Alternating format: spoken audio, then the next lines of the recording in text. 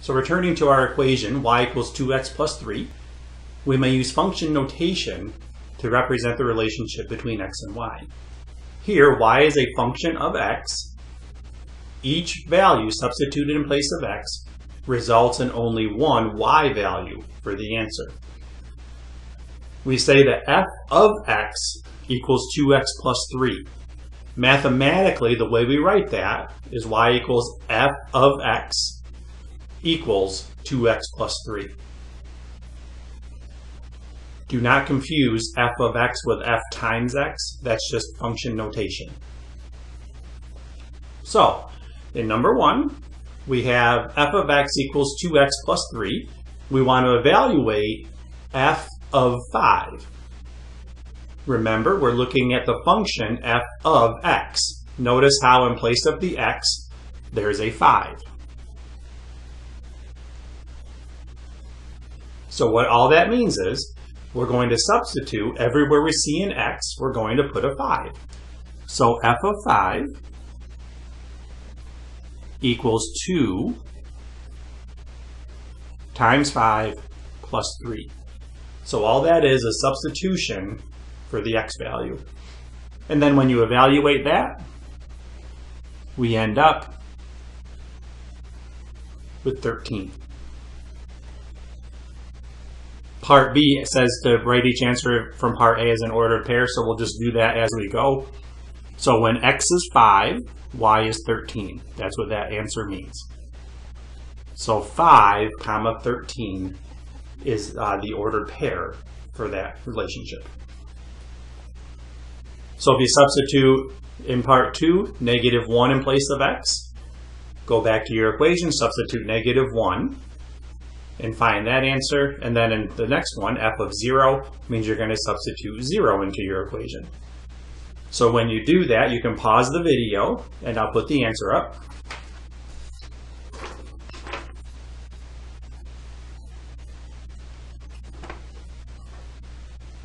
So you get the points -1, 1 and 0, 3 for those two questions. So once you understand the basic idea is all you're doing is substituting values in to your equation. This is just writing function notation in doing that. So down to number 2, now we're given g of n equals 5 minus 2n. So now n is our input variable, just like x was in the first one. So with 5 minus 2n, we're going to put everywhere we see an n, we're going to put whatever's in the parentheses. So in part A, we have a 1 in the parentheses. So g of 1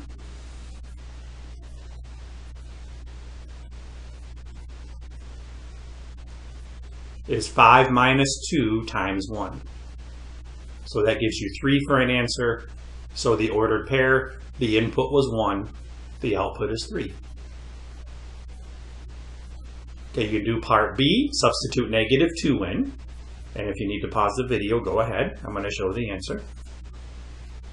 So -2, 9 is the solution on that for the ordered pair. And then for g of t, this one's a little bit different because what's in the parentheses now is a variable t. Well, all that means is in our original function for g of n, wherever you see an n, you're going to substitute what's in the parentheses. So this happens to be a t. So everywhere you see an n, you're going to replace it with a t. So when you do that, you get 5 minus 2t. We can't simplify that. So your ordered pair is just t and 5 minus 2t. Number 3, just making the function a little more complicated. H of 2, everywhere you see a 2, you're going to everywhere you see an x, you're going to substitute a 2. And then in part B, you're going to substitute -2 everywhere you see an x. And then in part C, this is a trickier one, you're going to substitute a 4n everywhere you see an x. So if you take a minute and do that, I'll uncover the answers. Pause the video if you need to. So h of 2 gives you -9. you make sure you do the order of operations here. You do 2 squared first to get 4, and then multiply it by -3. That'll give you -12 for that first term. In the second part here, same idea, -2 squared is +4, and then times -3 gives you -12. The difference in those two answers is in the next term. When you add 5x, so 5 times -2, that gives you -10. In the first one, you're adding 5 times +2, which is adding 10 or +10. So you get -9 for part A and -29 for part B. Part C is the trickiest one on here. When you substitute 4n in, if you do 4n squared, just like when we had 2 there, you did 2 squared first. So when you do 4n, square that quantity, 4n times 4n is 16n squared. Times the -3 will give you -48n squared. And then 5 times 4n is 20n, and then bring down the -7.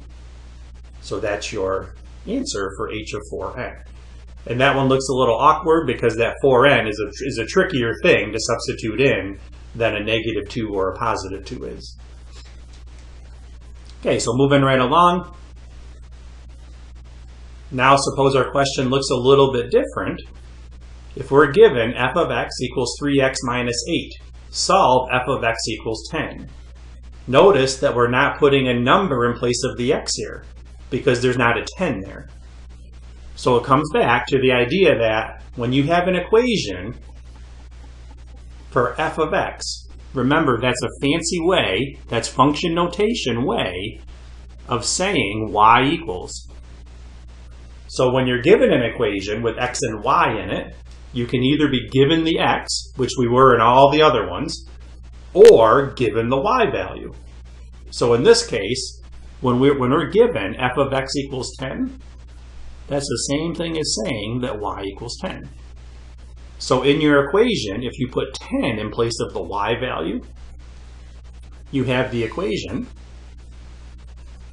10 equals, so instead of f of x or y equaling 3x minus 8, you have 10 equals 3x minus 8. So then you go through and solve that for the x value, and you get x equals 6. Now if we substitute x equals 6 back into our function, f of 6 will be 3 times 6, which is 18, minus 8 gives you 10. So that does check out when you go and try it. If they wanted you to substitute 10 in place of x, so they wanted you to put 10 in 3 times 10, to ask you that, they would have said evaluate f of 10. Okay, that is not what they're doing here. They're not doing that. In part B, the same idea here. We're given h of x, and we want to solve when does that h of x equal -5. Remember, that's just saying y equals. So in place of the h of x, that whole thing, you're going to substitute -5 in its place. So when you solve that, you undo the adding 3 by subtracting 3. So -8 equals -1/2 x. And then you either divide by -1/2 or multiply by -2. And that'll give you +16 for the x value. So that is how you deal with function notation and how you work with function notation. Remember, there's only the 2 kinds of questions really. And if you, again, just to review, they could give you the x value and have you substitute that in. That's whatever's in parentheses. That's what you put in for x. If they tell you f of x equals a number, that's another way of saying y equals the number. So those are just 2 different types of questions you can be given with function notation.